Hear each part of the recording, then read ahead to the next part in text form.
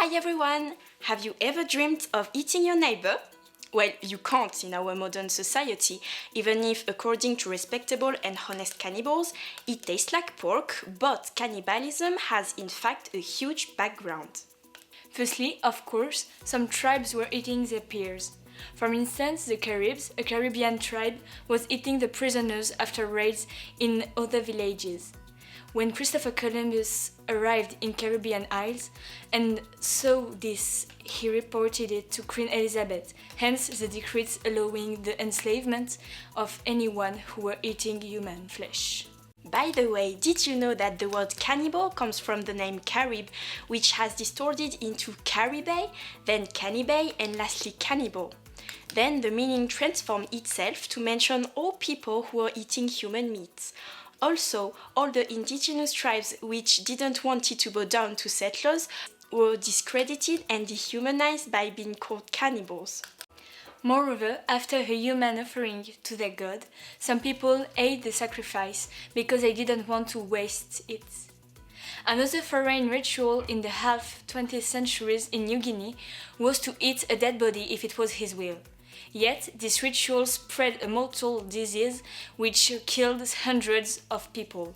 Also, there is a belief that says that eating a person is acquiring his knowledge and his power.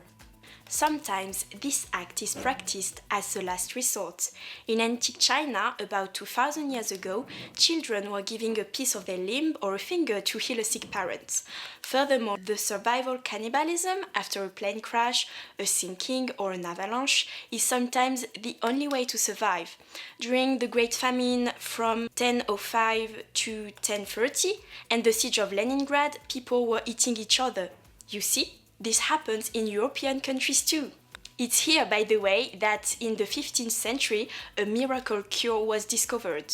It healed every wound and disease on a bruise, in water or directly eaten. It was named mummy, hence its composition. Mummy is in powder. No, you are not dreaming. Sailors were stealing mummies from the Egyptian tombs and selling them. Then, when the mummies ran out, they took freshly dead right from the cemetery to mummify them, and this continued for centuries. Always in Europe, blood was drunk to cure epilepsy, the livers was for gallstones, and the horse brain used to be quite trendy medicine. In a nutshell, cannibalism is much more present in our culture than we think. In tales Dracula, in movies Hannibal Lecter, in nursery rhymes like Il était un petit navire, and even if it's not illegal to eat your neighbor in UK or in US, you're not allowed to kill him. Too bad! Still, don't try cannibalism or you catch hepatitis, HIV or Ebola, including neurodegenerative diseases. Well, hope you know more about cannibalism now. See you soon on EUROTVNEWS.